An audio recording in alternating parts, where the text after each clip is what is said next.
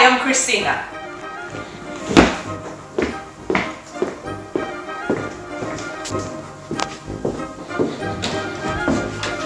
And I'm self-isolating. Welcome to Quarantine Tango.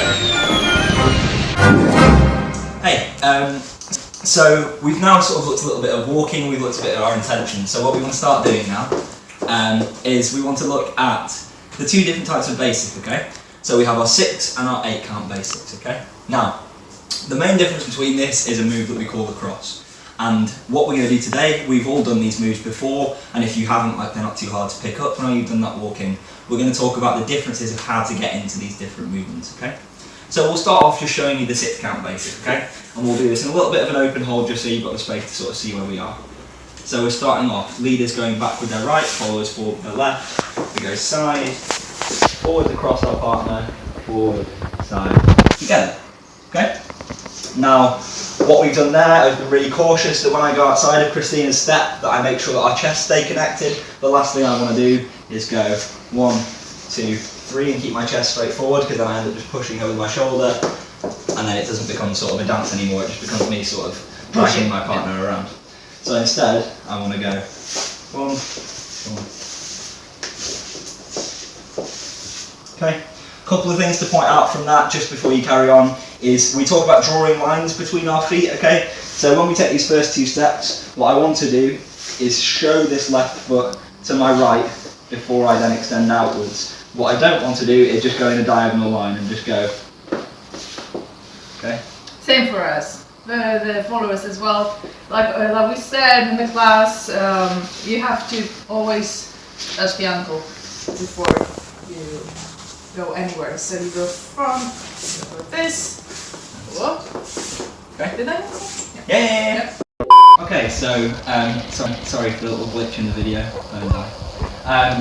So what we wanted to add to that, so we talked about keeping our chest connected, we talked about showing our feet to one another before we move them. The last thing is leaders, make sure when you take this 3rd step of the basic that you don't go too far away from your partner, because then you find yourself in the same issue. It's difficult for you to keep your chest meeting and you sort of end up pushing your partner instead. So you want to meet Corona. You want to meet your partner here and bring your feet into their space there, okay? This keeps you close together, 4, 5, 6, okay? The 8 count is just where we add an across there, okay? And we'll go, I'll show you the 8 count first and then we'll go into how we differentiate between the 2 and how you can make it clear to your follower, okay? So for the 8, we're going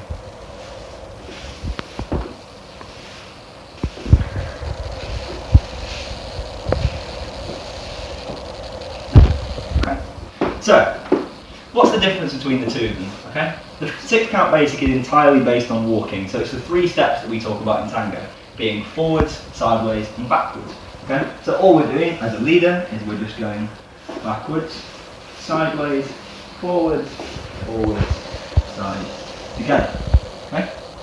Now what we talked about in the last class, we talked a little bit about contra body motion, okay? So when I do that first step, what I'm doing is I'm bringing Christina towards me with my right shoulder here, that sink. I straighten up my shoulders to take my side step. I bring my right shoulder back and I'm going forward with my right. Then I straighten up. 6, 5, 6. Okay? Now, the difference between the 6 and the 8 is I'm going to keep that right shoulder back from the 3rd step, okay? So instead of straightening up into the 4th step, going 2, 3, straighten up, 4, 5, 6. Obviously that's a bit dramatic version of it. It's not quite sort of a jarring motion like that. But instead what I'm going to do is I'm going to keep that shoulder back, okay? So I'm going 1, 2, 3. My right shoulder here is going to stay backwards, keep Christina in orientation, where it's now natural for her foot to come into a cross, okay? As her foot comes into a cross, I wait for it to reach, I bring my feet together, I straighten up, and then go 6, 7, 8, okay? So leaders, be super careful there that you're getting that shoulder back, because you need to make sure you're telling your follower to go into that cross. If you just go, oh well I was doing 8 steps so it's fine, they should go into a cross, like, that's not their job, right? You need to be really explicitly clear when you're doing this. So we want to make sure then that we're actually straightening up again after that 5th step, because if we don't, then what's going to happen is Christina's going to stay in the cross. She's going to go here, She crosses, I don't straighten up, I keep this shoulder orientation. She steps back, crosses again, steps back, crosses again. Okay, until I actually straighten up, then we're not going to be able to escape that movement. Okay, and that can be great if you want to sort of have a bit of a play and go bum bum bum bum bum bum like this. You're absolutely at liberty to do that, but make sure that you know how to escape. Okay, escape probably the wrong word, isn't it? But Yeah, so you know how to exit the move. Okay. So. The key things to take home from this that we talked about in the other classes are keep your head up, most importantly for these, because when you start to do things like that third step and you start to dissociate from your partner, if you bring your head down, you're all of a sudden pushing your follower and your whole body sort of following you downwards, and this is not a comfortable orientation for me to be in as a leader, and Christina's back starts to fold backwards and it's just really uncomfortable for both of us. So keep your head up, keep your body sort of upright and keeping that orientation we talked about in the first class.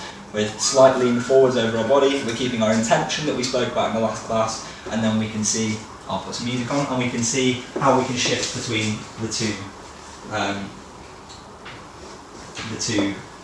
different basics. Okay.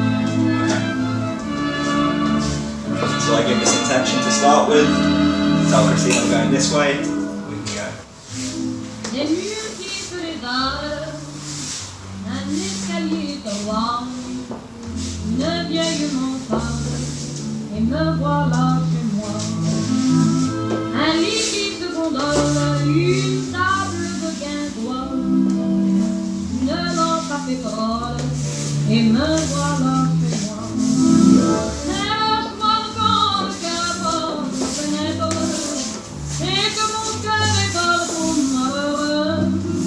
Regarde les rideaux de ma fenêtre, et regarde qui les yeux. De l'autre côté de la rue, il y a une fille, une belle fille, qui a tout ce qu'il faut et n'est le perdu. De l'autre côté de la rue, elle a de Thank you very much. Thank you.